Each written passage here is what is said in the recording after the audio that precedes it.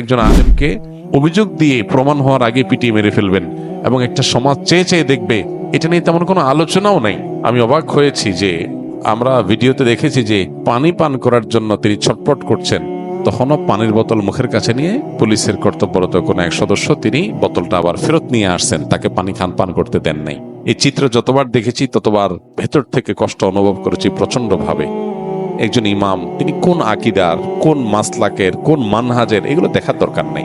একজন মানুষ, তিনি যদি অপরাধীও হন, পানি পান করতে চাইবে, তাকে পানি পান করতে দিবেন না, তাকে মেরে ফেলবেন, এটার সুষ্ঠু তদন্ত এবং বিচার দাবি করছি আমরা বিভিন্ন মাসলাকগত, আকিদাগত মত পার্থক্যের দোহাই দিয়ে আমরা যার যার মতো আলাদা আলাদা, পারলে একজন আরেকজনের বিরুদ্ধে শত্রুতা করি। এগুলা ভেদাভেদ ভুলে, মত পার্থক্য আপন জায়গায় থাকতে পারে, সেগুলো থাকা সত্ত্বেও আমরা ঐক্যবদ্ধ থাকা দরকার। খুবই অবাক হয়েছি এবং কষ্ট পেয়েছি একই সঙ্গে। একজন ইমাম, তার আকিদা যাই হোক না কেন, তার চিন্তা যাই হোক না কেন, একজন আলিম, একজন সম্মানিত ইমাম, তার বিরুদ্ধে কোনো অভিযোগ উঠলে তিনি দোষী হলে 100 বার তার বিচার হবে, কিন্তু একটা অভিযোগ তুলে একটা মানুষকে পিটিয়ে মেরে ফেলা, এটা কোনো সভ্য সমাজে গ্রহণযোগ্য হতে পারে না। আমি অবাক হয়েছি যে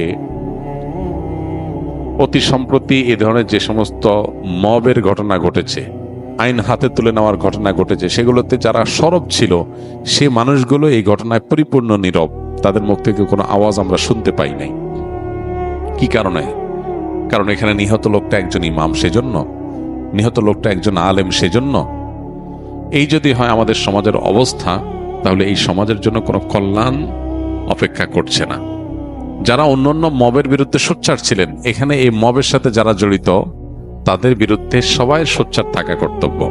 একটা লোক অপরাধী হলে, অপরাধ প্রমাণ হওয়ার আগ পর্যন্ত, অভিযুক্ত হলে অপরাধ প্রমাণ হওয়ার আগ পর্যন্ত তাকে অপরাধী বলা যাবে না। এখানে কি ঘটেছে আমরা কেউ জানি না, কিন্তু আমরা এটুকু জানি লোকটাকে পিটিয়ে মেরে ফেলা হয়েছে। এবং আমরা ভিডিওতে দেখেছি যে পানি পান করার জন্য তিনি ছটপট করছেন, তখনও পানির বোতল মুখের কাছে নিয়ে পুলিশের কর্তব্যরত কোনো এক সদস্য তিনি বোতলটা আবার ফেরত নিয়ে আসছেন, তাকে পানি পান করতে দেন নাই। পিপাসায় ছটপট করতে করতে লোকটা মারা গেল। এটা তো একটা সভ্য সমাজে কোনোভাবে মেনে নেওয়া যায় না। একজন মানুষ, তিনি যদি অপরাধীও হন, পানি পান করতে চাইবে, তাকে পানি পান করতে দিবেন না, তাকে মেরে ফেলবেন, এটার সুষ্ঠু তদন্ত এবং বিচার দাবি করছি আমরা। অপরাধীদেরকে খুঁজে বের করে দৃষ্টান্তমূলক শাস্তি হোক। কিন্তু দুঃখজনক বিষয়, এই দেশে দাবি আমরা করে যাই, বাস্তবায়ন আমরা দেখি না। কবে যে এই দেশে আইনের শাসন প্রতিষ্ঠা হবে, কবে যে এই দেশে অপরাধ করলে মানুষ পার পাবে না, সেটা একমাত্র আল্লাহ তাআলা ভালো জানেন।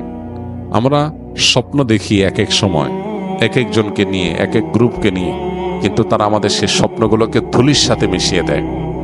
আল্লাহ তাআলা এই দেশে মানুষের প্রতি রহম করুন, করুণা করুন।